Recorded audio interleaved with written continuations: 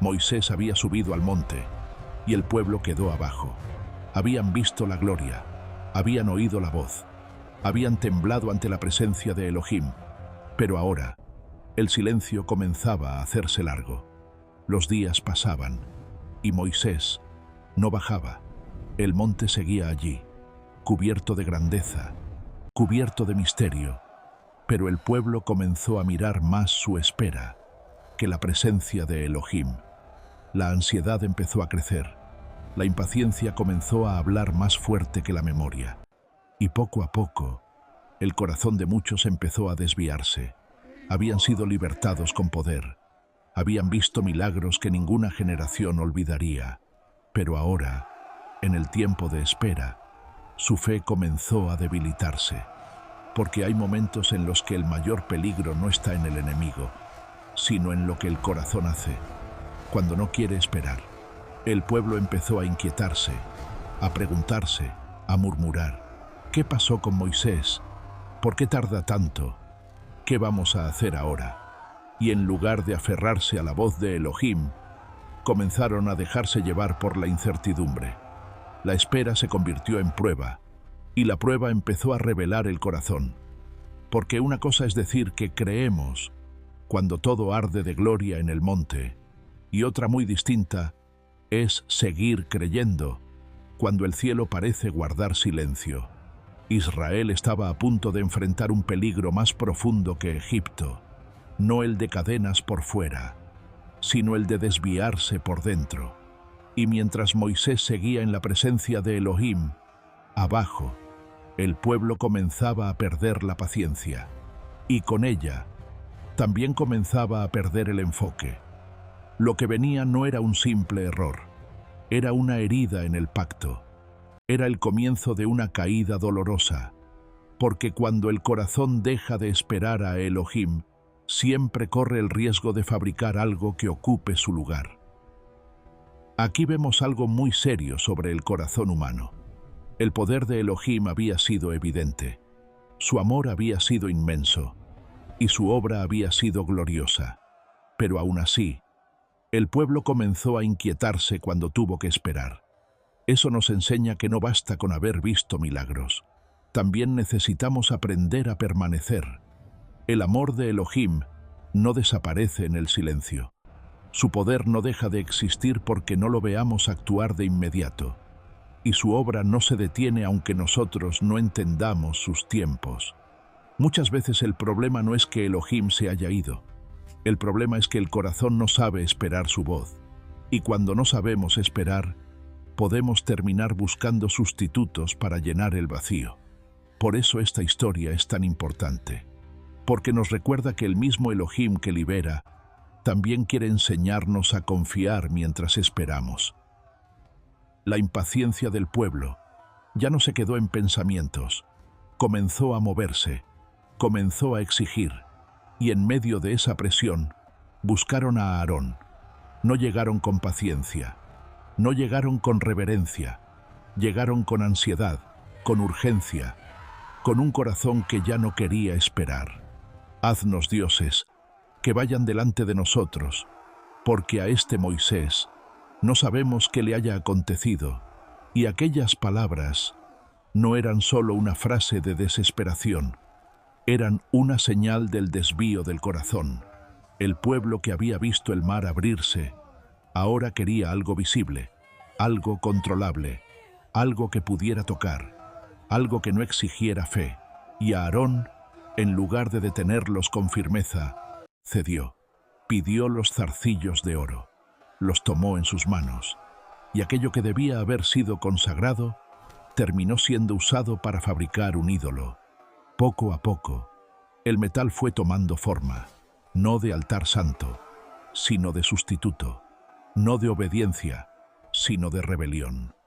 Un becerro de oro, brillante, visible, hecho por manos humanas.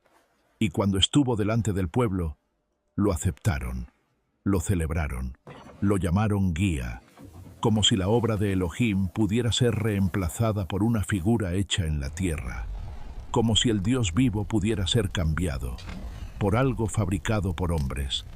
Y ese fue el dolor más grande. No solo hicieron un ídolo, cambiaron la gloria por algo vacío, cambiaron la presencia por una imagen, cambiaron la verdad por una mentira brillante. Y así, mientras Moisés seguía en el monte, recibiendo palabra y pacto, abajo, el pueblo estaba levantando su propia corrupción. Lo que comenzó como impaciencia, ahora se había convertido en idolatría.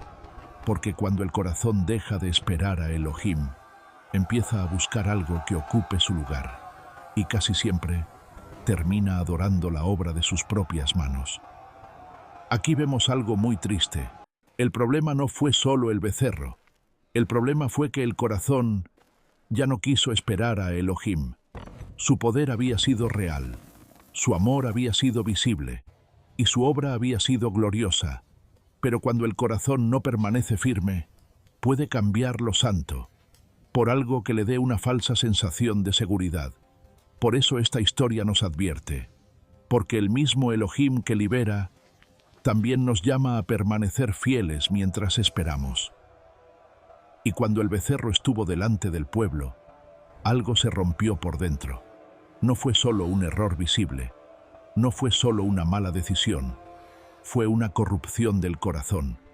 El pueblo comenzó a inclinarse, a celebrar, a rendir delante de una imagen la honra que solo le pertenece a Elohim. Lo que había comenzado con impaciencia, ahora se convertía en adoración falsa. Y ese es siempre el peligro, porque la idolatría nunca empieza solamente en las manos. Empieza mucho antes. Empieza cuando el corazón deja de confiar, cuando deja de esperar, cuando deja de permanecer. El pueblo no quería seguir caminando por fe. Quería algo visible, algo inmediato, algo que pudiera mirar sin tener que esperar la voz de Elohim. Y por eso terminó celebrando una mentira. Comieron, bebieron, se levantaron a divertirse. Y lo que debía haber sido un pueblo santo, comenzó a comportarse como si hubiera olvidado por completo la gloria que había visto en el monte. La presencia de Elohim seguía siendo santa. El pacto seguía siendo santo. La voz seguía siendo santa. Pero el corazón del pueblo ya no estaba mirando hacia arriba. Ahora estaba cautivado por algo inferior, algo fabricado, algo vacío. Y esa es una de las escenas más tristes de toda la historia. El pueblo que había sido rescatado con poder, ahora estaba celebrando delante de un ídolo hecho por manos humanas. Habían cambiado la verdad por apariencia, la gloria por brillo, la presencia por sustituto, y poco a poco, la adoración falsa fue revelando lo que ya estaba ocurriendo por dentro, porque cuando el corazón se aparta de Elohim, la vida también comienza a desordenarse. Lo santo empieza a parecer pesado, la obediencia empieza a parecer innecesaria, y la carne empieza a tomar el lugar que solo le pertenece al espíritu de Elohim. Abajo, en el campamento, había ruido, había movimiento, había celebración vacía, pero arriba, en el monte, seguía estando la presencia, seguía estando la verdad, seguía estando la gloria. Y ese contraste era doloroso, porque mientras Elohim seguía hablando con Moisés, el pueblo estaba cayendo en la mentira que él mismo había levantado. Lo que parecía una fiesta, en realidad, era una ruina. Lo que parecía alegría, era corrupción. Lo que parecía libertad, era esclavitud disfrazada. Porque alejarse de Elohim nunca produce verdadera libertad. Solo produce un vacío que intenta llenarse con ruido. Y aquel día, alrededor del becerro, Israel mostró algo muy serio, que un corazón que no cuida la presencia de Elohim puede terminar adorando lo que antes habría rechazado con horror. Aquí vemos algo muy serio. La adoración falsa no comenzó en el becerro. Comenzó mucho antes, en el corazón. Comenzó cuando el pueblo dejó de permanecer en la presencia de Elohim. Su poder había sido evidente, su amor había sido real y su obra había sido gloriosa. Pero cuando el corazón deja de cuidar la verdad, puede terminar celebrando una mentira. Eso sigue pasando hoy. Muchas veces lo que parece libertad solo es esclavitud disfrazada, y lo que parece alegría solo es un vacío haciendo ruido. Pero Elohim sigue siendo santo, y su amor sigue llamando al corazón a volver, porque Él no quiere que adoremos sustitutos, quiere que aprendamos a vivir delante de su presencia, con fidelidad, con reverencia y con verdad.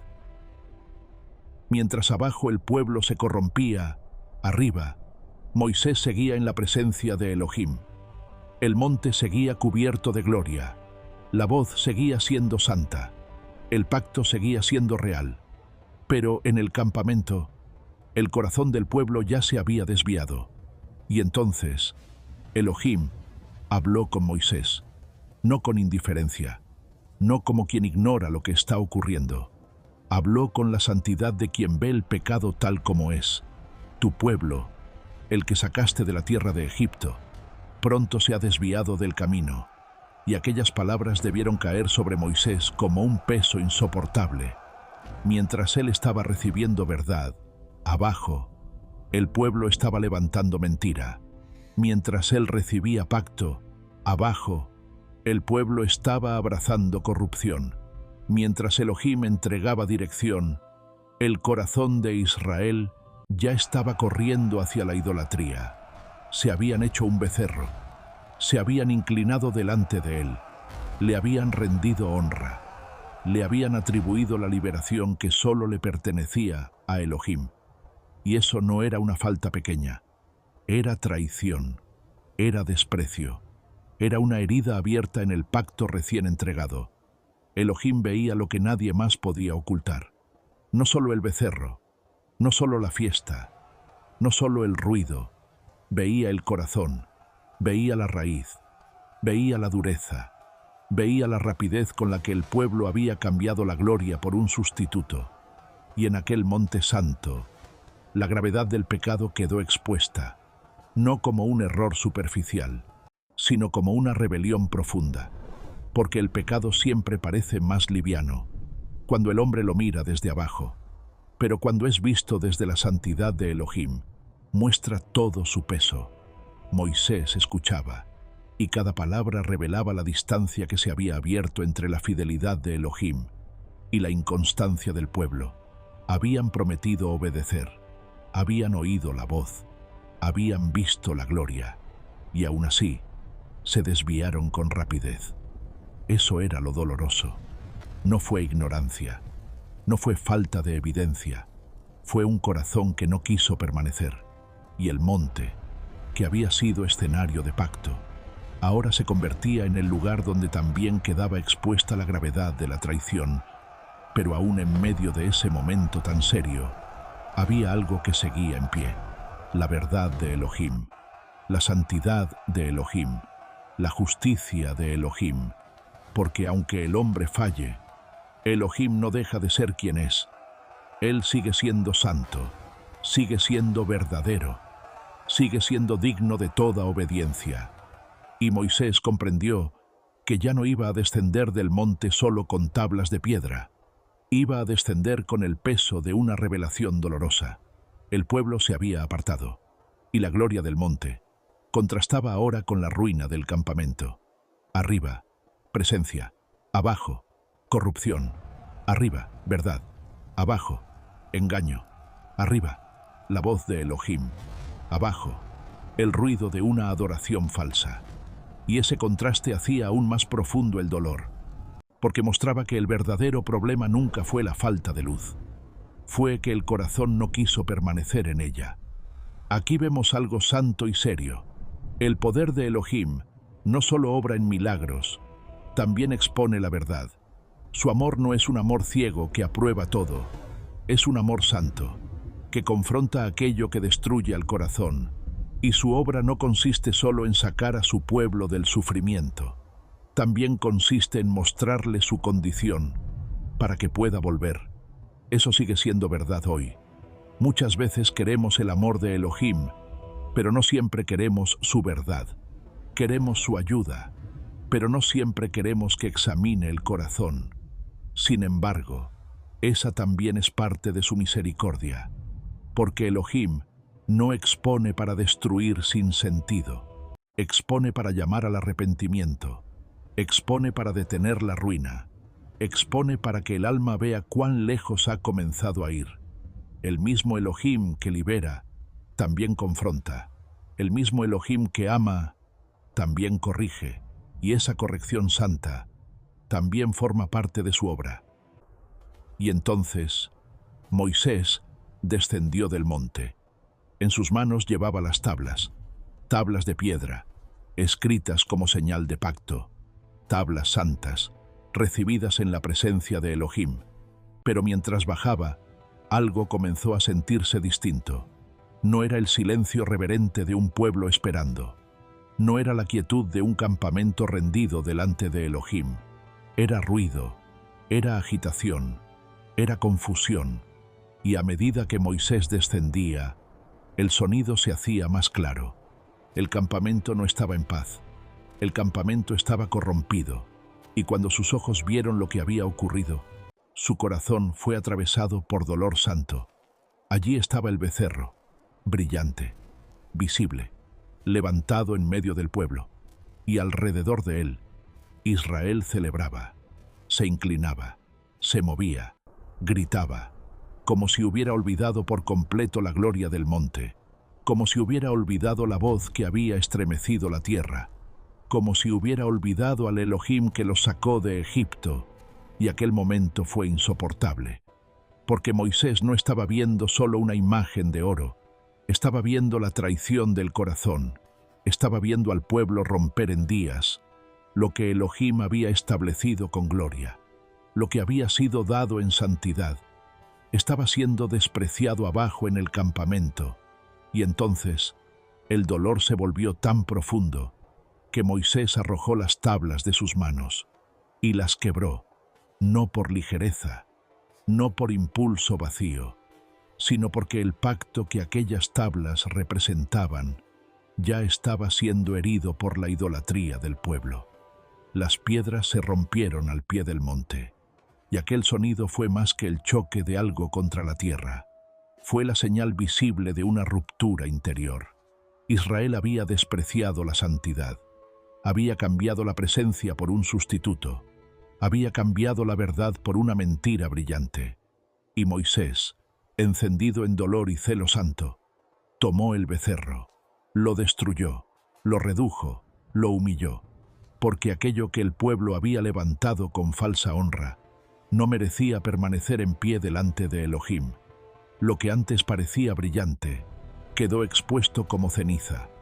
Lo que antes parecía digno de celebración quedó mostrado como ruina. Y así, en medio del monte santo, del campamento corrompido, de las tablas quebradas y del ídolo destruido, el pueblo tuvo que enfrentarse a una verdad dolorosa. Apartarse de Elohim nunca termina en vida, siempre termina en quebranto, porque cuando el corazón desprecia la voz de Elohim, termina rompiendo mucho más que una norma, termina hiriendo el pacto, hiriendo la verdad, hiriendo su propio camino. Y aquel día, Moisés descendió del monte con tablas en sus manos, pero se encontró con un pueblo que había cambiado la gloria por el polvo, y lo que debía haber sido un momento de establecimiento se convirtió en un día de dolor. Aquí vemos una verdad muy seria. El poder de Elohim no solo libera, también defiende lo santo. Su amor no es un amor débil que ignora la traición, es un amor santo, que confronta aquello que destruye al pacto. Y su obra no consiste solo en dar dirección, también consiste en derribar lo que ocupa su lugar dentro del corazón. Eso sigue siendo verdad hoy. Muchas veces queremos la presencia de Elohim, pero no queremos renunciar a los sustitutos que fabricamos. Queremos su ayuda, pero no siempre queremos que destruya nuestros ídolos. Sin embargo, esa también es parte de su misericordia, porque Elohim no humilla al ídolo para destruirnos, lo humilla para librarnos. El mismo Elohim que habla desde el monte, también confronta lo que compite con su gloria, y esa confrontación santa también forma parte de su amor.